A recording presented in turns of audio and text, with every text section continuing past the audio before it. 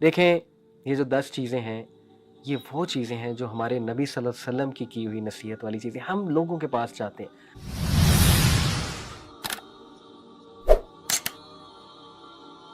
अस्सलामु अलैकुम वरहमतुल्लाहि वबरकातुहू एवरीवन।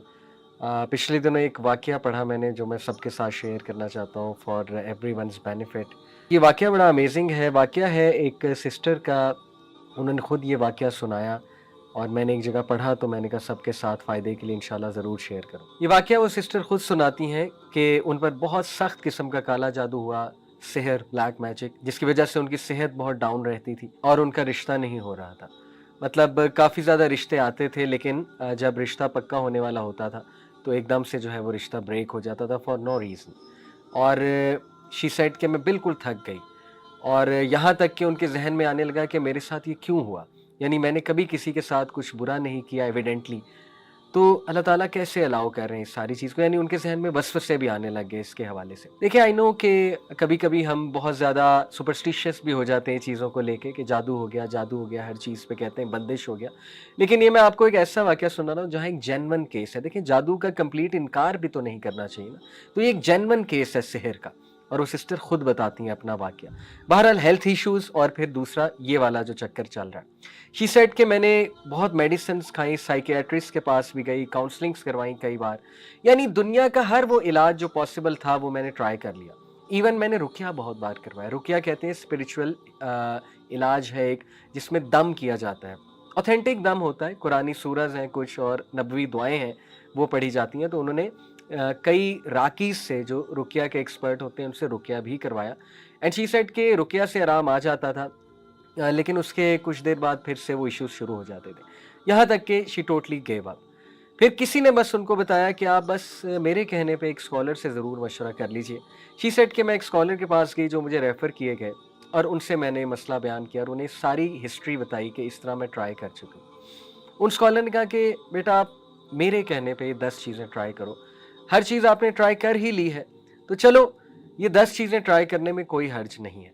लेकिन आपने मुझे प्रॉमिस करना है कि आप ये 10 चीज़ें करोगे और during while you are doing that तो हो सकता है आपको बहुत डिमोटिवेशन आए, बहुत डाउट आए, लेकिन आपने सब्र करना है और आपने जमे रहना है इंशाल्लाह और आपने कुछ भी करके इन चीज़ों पे अमल करना है। शी सेड कि मैंने उनका ठीक है, आई विल ट्राई माय बेस्ट, मैं पूरी कोशिश करूँगी। उन्होंने कहा कि बेटी सबसे पहले you have to promise me कि आप रोज़ाना कुरान पढ़ोगे, चाहे 1 वर्स, चाहे 2 वर्सेस, चाहे 10 वर्सेस, चाहे 1 पेज, चाहे 2 पेज, जितना कुरान आप पढ़ सकती हो आपने मिस नहीं करना, आपने डेली कुरान पढ़ना है, ये आप मुझसे पहला प्रॉमिस करो। उन्होंने कहा ठीक है इंशाल्लाह, it will be on my list.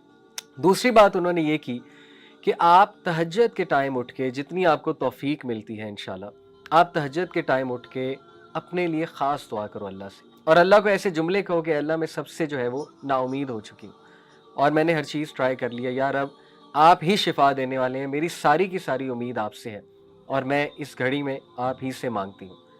तीसरी बात उन्होंने ये कही कि ऐसे औकात उनके बारे में पढ़ो जब दुआओं की कबूलियत के औकात हैं। वो क्या-क्या हैं? मिसाल के तौर पे हदीस में आता है बारिश के दौरान दुआ कबूल होती है, सफ़र के दौरान दुआ कबूल होती है, सजदे में दुआ कबूल होती है, नमाज में जो सजदा किया जाता है फ़र्ज़ नमाज में, उसमें उर्दू में तो नहीं दुआ कर सकते लेकिन कोई जनरल दुआ मांग सकते हैं जैसे रब्बना आतिना फ़िद दुनिया हसनतुन व फ़िल आखिरति हसनतुन व क़िना अज़ाबन्नार, ये बिल्कुल जायज़ है अलॉन्ग विद सुब्हाना रब्बियल आला जो हम कहते हैं और ये जनरल दुआ करते हुए अपना मसला ज़हन में लाया जा सकता है, तो वो भी दुआ का एक तरीका है और नमाज के बाद भी सजदे में गिर के उर्दू में भी दुआ की जा सकती है नमाज के बाद।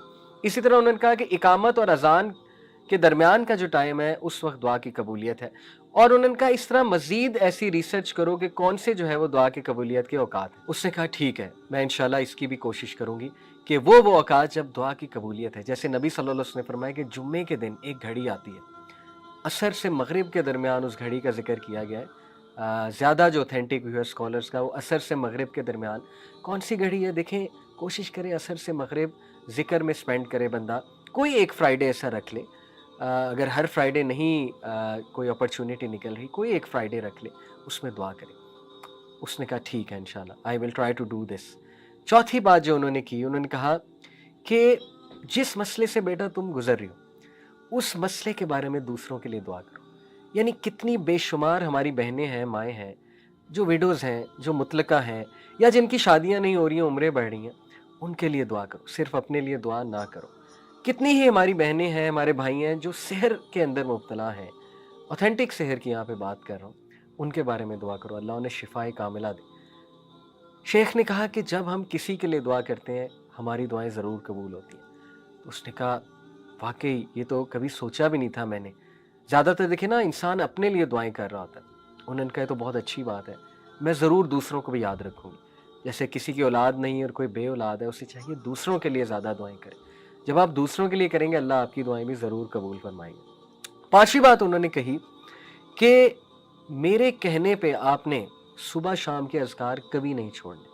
सुबह शाम के अज़कार, फजर के बाद सुबह के अज़कार होते हैं और शाम के अज़कार मगरिब से पहले होते हैं। उन्होंने कहा कि you have to promise me, सुबह शाम के अज़कार नहीं छोड़ोगी, even during your menses. Special days में भी अज़कार करोगी, स्पेशल डेज में अज़कार कर सकते हैं, कोई हर्ज नहीं है। छठी चीज़ उन्होंने कही कि गुनाहों से बचो। I know this is very hard. जब बंदा डाउन होता है तो गुनाहों में भी पड़ जाता है, डिमोटिवेट होता है ना, तो बंदा जो है इधर उधर निकल जाता है, डाइवर्ट हो जाता है। उन्होंने कहा ऐसा नहीं करना। You have to promise me कि देखो हर चीज़ तो तुमने ट्राई की है, तो ये ट्राई करने में क्या हर्ज है। कोई अगर गुनाह कर रही हो तो बेटा उसको तर्क करो, उस गुनाह को, क्योंकि गुनाह जब इंसान करता है तो उसकी विल पावर टूटती है मजीद, और शैतान उसमें मजीद हावी होता है, शैतान उसको मजीद वसवसे दिलाता है।